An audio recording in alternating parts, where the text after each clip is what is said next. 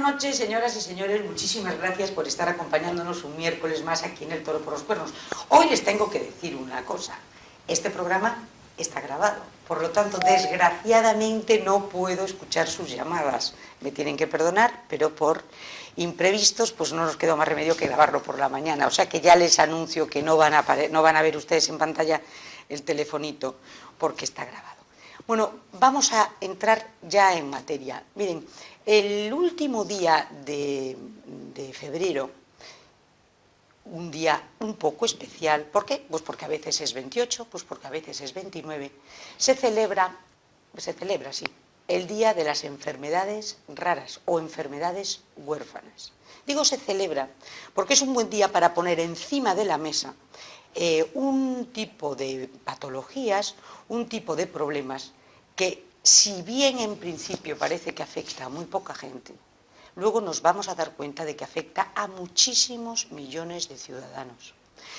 ¿Qué son las enfermedades raras? Las enfermedades raras, si usted se acerca y lo ve, va a cualquier enciclopedia o a cualquier libro y verá tres características de las enfermedades raras. La primera, que afecta a un sector pequeño de población.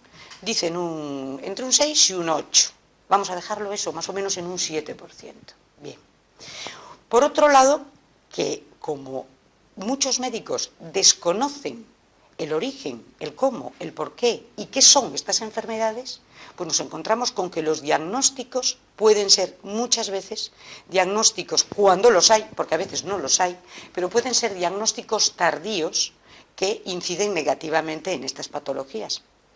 Y luego nos encontramos con que no tienen muchas de ellas, en una amplia mayoría, un tratamiento específico. ¿Por qué? Pues porque al afectar a un número reducido de personas, los laboratorios pues parece que no les interesa mucho profundizar en esto y las fuentes de investigación, los investigadores, pues hay que cogerlos prácticamente a lazo para que se dediquen a investigar este tipo de patologías. Pero si eso lo ponemos, nos olvidamos de las cifras absolutas y vamos a compararlas, ¿no?, con lo que son los millones y millones de personas que vivimos en el mundo, nos encontramos con que estas llamadas enfermedades raras o huérfanas solamente en Europa están afectando a más de 30 millones de ciudadanos europeos y en España a más de 3 millones de personas. O sea, fíjense ustedes cómo crece la cifra y entonces yo diría, todos somos raros, como el lema de este año, todos somos únicos. Es que no son tan raras, ¿verdad? Cuando estamos hablando de 30 millones de afectados, cuando estamos hablando de 3 millones de afectados en España. Eso, por un lado. Y por otro lado, lo que no nos podemos olvidar es que este tipo de cosas, este tipo de patologías, lo que está poniendo encima de la mesa es a tres características fundamentales de algunos seres humanos verdaderamente especiales: la valentía, el coraje y la esperanza. Esta noche, por lo tanto, vamos a hablar de valentía, vamos a hablar de coraje, vamos a hablar de esperanza, y para ello nada mejor que contar con Maribí Vázquez. Maribí, muy buenas noches. Buenas noches. Muchísimas gracias por estar aquí. Gracias a vosotros. Maribí es la secretaria de la asociación AEFAT. Sí. Ahora nos cuentas lo que es la asociación AEFAT. Tú eres la secretaria, pero la secretaria nacional. Sí, bueno. Sí, la secretaria nacional de AEFAT. Sí. Y es una ferrolana. Sí. ¿Verdad? Sí. Y Manolo García Gen. Muchísimas gracias. Muchas gracias, Manolo, por estar aquí. No, a vosotros por invitarme. Porque Manolo yo creo que nos va a dar, pero vamos. No, vamos. Unas pinceladas que aquí no. Lecciones y lecciones y lecciones. Poca lección, poca lección. Poca lección. Manolo, eres diplomado en biblioteconomía. Sí, y licenciado en documentación. En documentación. Y en este momento estás haciendo un máster Sí. de dirección y administración de empresas. Sí. No paras. Porque hay que darle vida a los años. Hay que darle vida a los años. Hay que darle vida a los años. ¿Ya tienes algunos o no? Sí, ya tengo unos cuantos. Unos cuantos. Unos cuantos. Y estás ahí, dale. Sí, Sí. Con el tema del paro, chungo, ¿verdad? Difícil, pero hay que ser optimista siempre. ¿Verdad que sí? Siempre optimista. Siempre optimista. Y, bueno, yo os voy a preguntar antes de empezar, porque yo de Manolo ya sé que tiene dos pasiones, entre otras muchas. Las confesables son la bicicleta y el senderismo. Sí. Eres un apasionado de Un apasionado de la mountain bike, sí. No me digas. Sí, sí. Y el senderismo. Y el senderismo me gusta incluso ir pues con amigos por la montaña, visitar incluso parajes naturales, o sea, el ir o escaparse un poco con los amigos de alguna manera pasear por los campos y eso me encanta. Y aquí en Ferrol No estamos sobrados. No estamos de sobrados, sitios divinos, ¿no? efectivamente. Y Mariví, ¿cuáles son Pues mira, coincido con tus él, pasiones? que me gusta mucho caminar también. No me digas. Y nadar, sí, Y nadar. y nadar. Bueno, la lectura, la música, sí. Bien, o sea, bien. Bueno, pues de estas enfermedades raras y huérfanas que hablábamos, el 80% son genéticas, pero hay un 20% que no son genéticas. Yo cuando les hable de 3 enfermedades que no son genéticas, bueno, una de ellas no se sabe, pero 2 de ellas seguro que no. Ya verá cómo no les parecen tan raros. Si yo les digo abestosis, ¿ustedes qué dicen? Saben lo que es, ¿verdad? Y en este momento en Ferrol, fíjense ustedes si está en primera línea, porque el 18 de febrero precisamente se ha dictado una sentencia que tienen que indemnizar a 3 marinos, el Ministerio de Defensa, a 3 marinos por el tema de la abestosis, que está muy relacionada con esos barcos americanos que nos regalaron los americanos y que estaban hechos con amianto, y entonces esto ha perjudicado a tantísima gente porque ha generado un tipo de cáncer específico de la pleura, ¿eh? Y gracias a que el general Bernal, José Bernal, empezó esta batalla en los tribunales, y bueno, tuvo una primera indemnización y ahora 3 personas más la han conseguido, y en este momento la abestosis está contemplada ya como una enfermedad generada por un determinado sitio en donde se está trabajando, en este caso los barcos aquellos de los años 40-50, de los años 50 que regaló Estados Unidos a España, y que eran una trampa mortal para tanta gente que ha trabajado allí. Otra enfermedad rara, que no es genética, las vacas locas. Bueno, esa no se sabe, pero el famoso mal de las vacas locas, ahí está, catalogado entre las 7.000 enfermedades raras o huérfanas que hay en el mundo. Otra, el aceite de colza. ¿Se acuerdan en los años 80 la cantidad de afectados por el síndrome aquel de tóxico del aceite de colza? Unas son genéticas, otras no lo son, y a cualquier persona, esas que no son genéticas, le pueden afectar en cualquier momento de su vida. Ahora, vamos a entrar en materia. A ver. Vamos a ver, en mi caso, Mariví, primero Mariví. Primero Mariví. Le dejo a Mariví. Mariví. Cuéntanos, Bueno, AEFAT. Pues mira, ¿Qué es AEFAT? AEFAT, vale. Mira, AEFAT es una asociación que nace cuando un grupo de personas nos ponemos en común porque tenemos hijos con una enfermedad que se llama ataxia telangiectasia. Entonces nos ponemos en común, constituimos la asociación y empezamos a trabajar. En principio, pues a nivel, en fin, qué necesidades tienen nuestros hijos, qué le pasa al tuyo, qué le pasa... Sí, pero por ejemplo, a uno. ¿Qué le pasa a otro? La ataxia, porque tú dices, ¿qué es? ¿Cómo empiezas a darte cuenta que Sonia puede tener algún problema? Bueno, ¿enseguida? Sí, a ver, estos niños nacen aparentemente normales, pero sí que es cierto que ya tienen desde el principio muchas infecciones, muchos resfriados, muchos problemas gastrointestinales.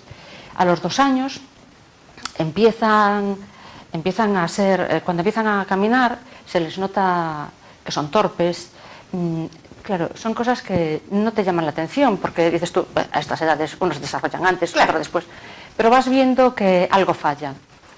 Es una enfermedad engañosa, porque crecen un poco y a medida que van creciendo parece que mejoran, pero realmente es que están adquiriendo otras habilidades y se tapa la ataxia, entonces queda solapada y no se ve, pero vuelve a aparecer. Entonces, cuando a los 4 años aparecen las venas rojas en los ojos, cuando las infecciones respiratorias continúan, cuando se quedan quietos, parados de pie, separan las piernas y ladean la cabeza, y cuando hay descoordinación de los movimientos, yo le pediría a los médicos que, si observan estas cosas, que hicieran el análisis de la alfa-fetoproteína y de las inmunodeficiencias primarias. Porque con eso se sabe si es ataxia telangiectasia o no. Ah, se sabe. Con eso se sabe. Con ese análisis de sangre, bueno, son 2... Sí, sí, sí. Y en cambio, los afectados pasan 5 años de media. Hubo gente en la asociación que eso diagnosticaron a los 10 años. Con pruebas que son auténticas torturas. Los niños sufren, se traumatizan. Hay pruebas que los hay que anestesiar. Otras no los anestesian, pero se debería porque sufren muchísimo. Es un gasto para la seguridad social. Los diagnósticos, es decir, las pruebas tardan en darte el diagnóstico. Los niños se traumatizan, la familia se desespera. Y entonces, hombre, lo ideal sería la prueba genética, pero en un hospital te lo hacen, en el de al lado no. Quiero decir, o sea, es todo un poco Entonces, ¿tú caótico. alertarías un poco desde aquí? O sea, Sí. en tu propia experiencia, Sí. y en la experiencia de la asociación, Sí. que sois muy poquitos, sois Sí. 30, me has Sí, dicho. sí, Sí. sí. Pero tú crees, me decías, que esos 30 tienen que ser muchos más. O sea, ¿tú Sí, crees sí, sí, sí, que sí. esa patología, que oficialmente le afectaría al 4, me dijiste, 4 de cada 10.000? De cada... Más o menos, ¿no? O sea, que es un porcentaje lo suficientemente amplio como para que en la comarca, por ejemplo, de Ferrol, haya 1 o 2 personas nada más, solo una. Solo una. Y en Galicia 3 casos. Yo Y en no me lo Galicia creo. 3. Entonces, vuelve a repetir un poco lo que serían las líneas rojas. Es decir, si usted tiene un niño Sí. que le está pasando esto Sí. y está un poco despistado el Claro. médico, ¿qué le pasa al niño? Tú has dicho. Sí, el análisis de la alfa-fetoproteína y de las inmunodeficiencias primarias. ¿Y pinchar qué por- características tiene el niño? El niño tiene que tener una descoordinación motora, es decir, o sea, la ataxia es la descoordinación de los movimientos. Ajá.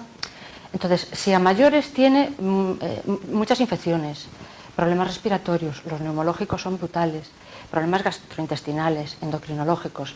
Pero a ver, los más aparentes van a ser la descoordinación, que les falla el equilibrio, mira, fíjate, son unos niños que en un principio incluso se llega a pensar que son hiperactivos.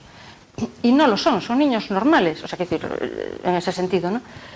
Lo que ocurre es que no son capaces de realizar los movimientos lentamente, esa coordinación, ellos no tienen esa capacidad, entonces lo hacen todo muy rápido. Entonces dicen, pues es un niño hiperactivo y por eso es tan torpón. No.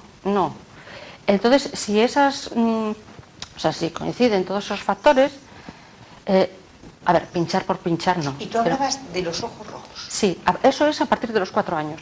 Entonces, las telangiectasias, que es lo que da nombre a la enfermedad, son unas venitas rojas que aparecen en los ojos, bueno, y en otras partes del cuerpo, pero las de los ojos son muy visibles. Sí. Es decir, eso ya... Es casi definitivo, Es ¿no? definitivo, O sea, si sí. alerta que el niño tiene las venitas de los ojos Rojos, sí. rojas, ya es un Sí. indicio importante. Sí. Y vosotros habéis fundado la asociación Sí. en el 2010, me Sí. dijiste.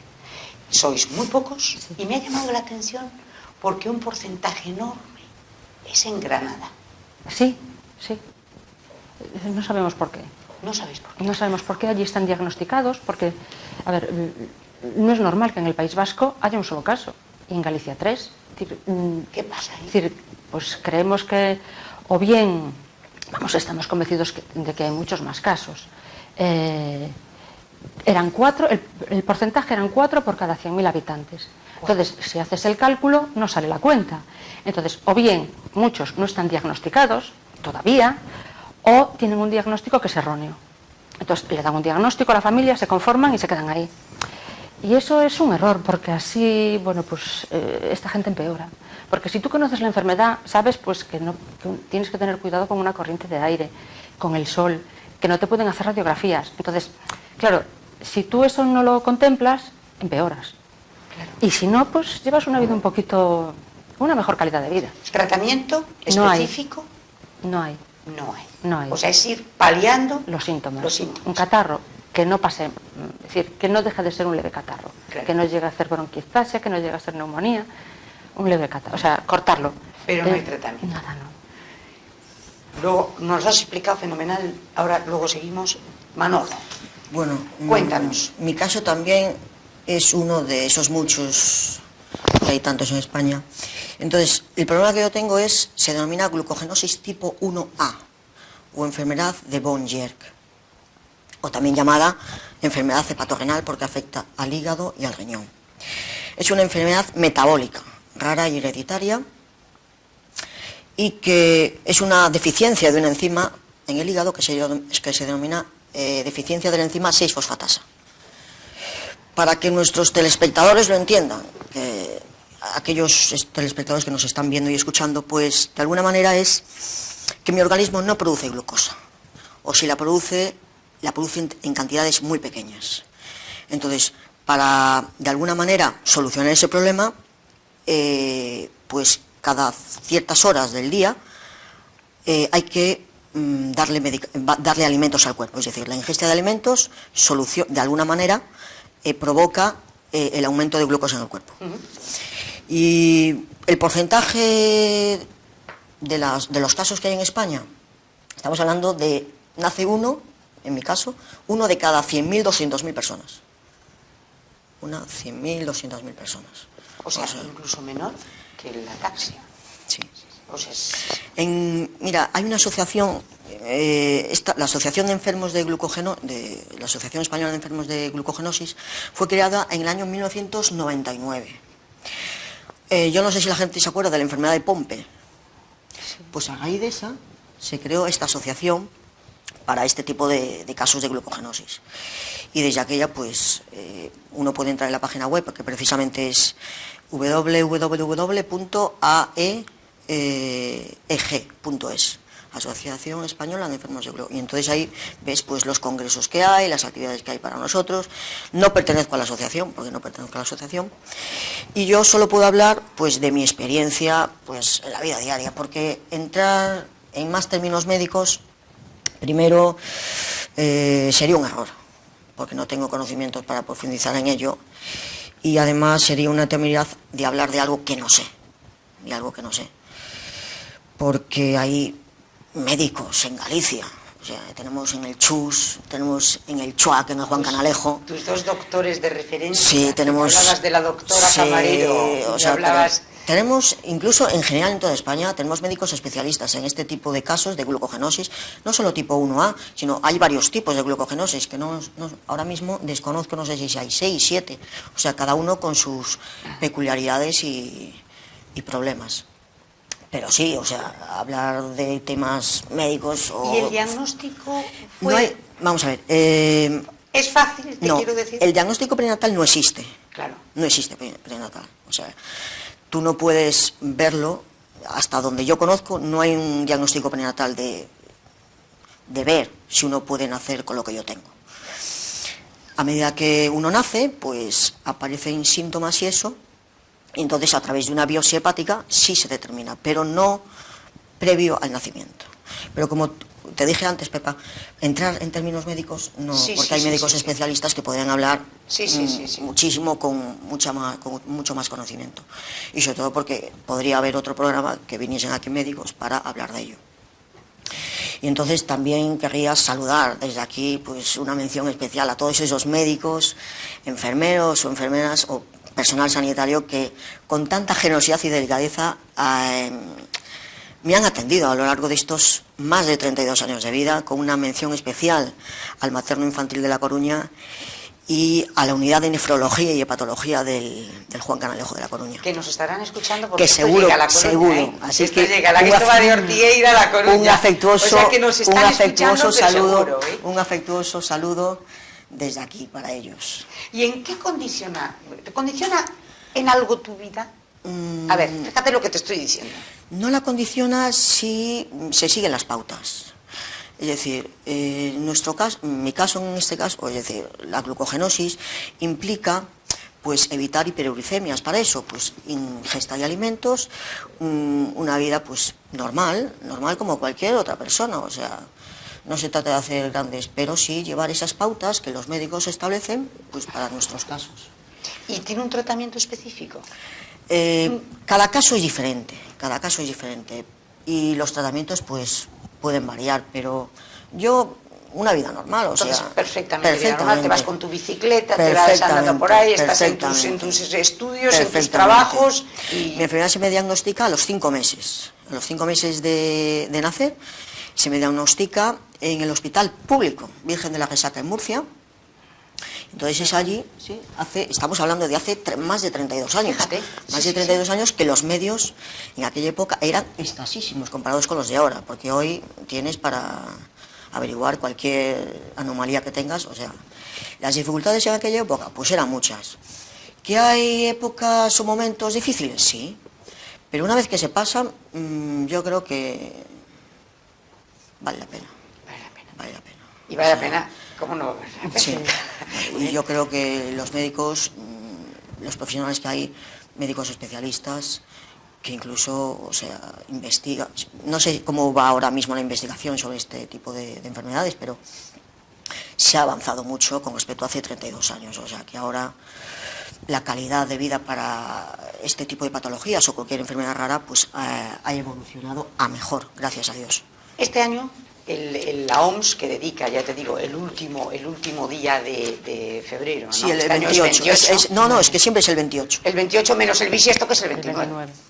Sí, claro, no sé, sí, me parece que es el 29. Y este año hay un embajador de la OMS, que es precisamente el hijo de aquella maravillosa actriz que era Audrey Hepburn. Audrey Hepburn se muere de un pseudomixoma, que es un tipo rarísimo de cáncer. Esto también está sensibilizando mucho a este señor, que es su hijo, y entonces está encantado siendo el embajador de todo esto, porque son, ya te digo, múltiples patologías que a lo mejor se engloban en una, pues dice, ves que a lo mejor Juanito tiene un cáncer de pulmón, no, es que es algo más específico que son estas cosas. Pero yo me encuentro con Maribí leyendo los periódicos y me encuentro con Maribí en dos situaciones. La primera, concediendo una beca, que le habéis dado una beca, que eso me parece fantástico, porque ¿dónde está la clave de todas estas cosas? Señores, en la investigación, en la investigación. O sea, tenemos que saber con lo que nos estamos encontrando para cómo poderlo curar. Dais una beca que a mí me pareció fantástico, pero empezasteis, lo primero de todo, a recoger tapones. Pues sí. Cuéntame el tema ese tuyo. Bueno, pues pensamos que al no conocer la enfermedad, pues o lo hacíamos nosotros o no lo iba a hacer nadie. Y el momento era ya. Porque los niños crecen, empeoran y el tiempo corría en nuestra contra. Entonces decidimos poner manos a la obra. Y justo en ese momento nos surgió el tema de los tapones.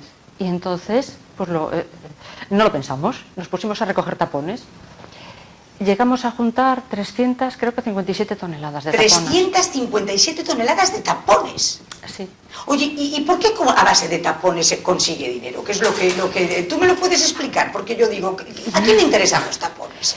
Bueno, pues a empresas de reciclaje. Reciclan el tapón, lo trituran y hacen sillas de plástico, perchas, y lo vuelven a... O sea, que va a eso. Sí. Claro, el beneficio es fenomenal, porque tú, al coger los tapones, los estás sacando, estás contribuyendo al medio ambiente. Pero entonces, ¿las empresas de reciclaje? No, pocas. A nosotros nos lo compraban pocas empresas. Concretamente, en principio fue Escor en Vitoria y luego de Palencia también. Bueno, en Murcia otra. 300 toneladas. ¿Y dónde metéis las 300 toneladas de tapones? Muy difícil. Yo creo que las casas, bueno, gracias a amigos, a voluntarios, a ayuntamientos, bueno, es que si me pongo a dar las gracias a todo el mundo no podría, o sea, todas las personas que nos dieron un solo tapón, lo que hicieron, esto no es mérito nuestro, esto es mérito de todo el mundo que juntó los tapones. En una nave se almacenaban allí,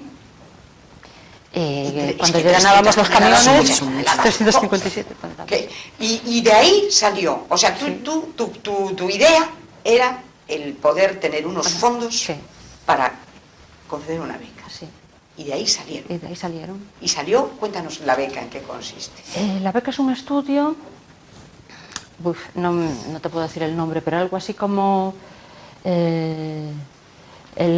algo de la rotura de la doble hélice, no sé, algo como diría Manolo, vamos a dejárselo a los vamos médicos, a dejárselo a los pero médicos. lo que es una realidad es que esta es una chica de la Universidad de Granada, me parece, de Sevilla, y que es, yo tengo por aquí, es Almudena Serrano, sí. del Centro Andaluz de Biología Molecular y Medicina regenerativa. Sí.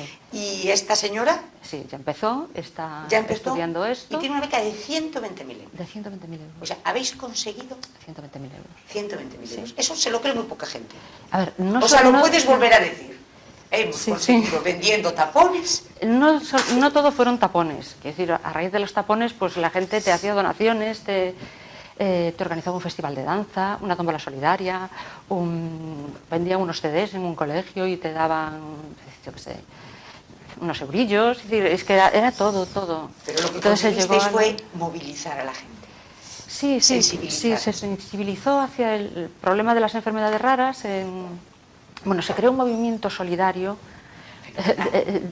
Es que todo el mundo participó haciendo labores de voluntariado, que yo eso nunca lo había visto antes. Aquí en Ferrol. En toda España. En toda España. En toda España. Sí.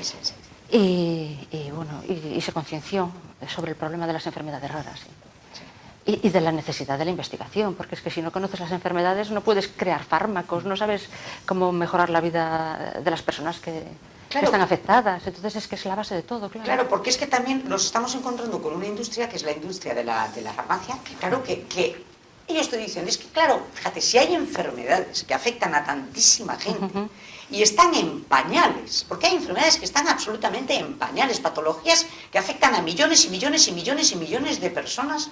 Sí. Y están prácticamente en cero.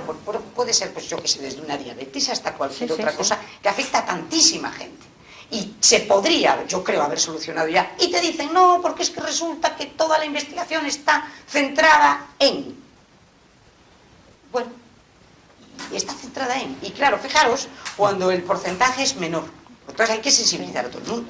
No, y luego que, a ver, si se encuentra una medicina para estas enfermedades, se van a abrir caminos para otras que comparten síntomas. Es decir, tú piensas que hay tumores que la causa está, como lo que hablabas tú, es decir, la causa está en un funcionamiento defectuoso de una proteína. Es decir, o sea, entonces es necesario investigar. Es decir, la taxiotelangiectasia, una de sus características es eso, que puede haber tumores de esos tipos. Es decir, hay personas que les funciona mal, bueno, el gen que lo tienen mutado, y van a padecer a lo mejor un tipo de cáncer, y ellos no lo saben, porque no da síntomas. Nos vas a hablar de la taxa un poquito en concreto, pero nos vamos a ir a la publicidad. Medio minuto y seguimos con ustedes.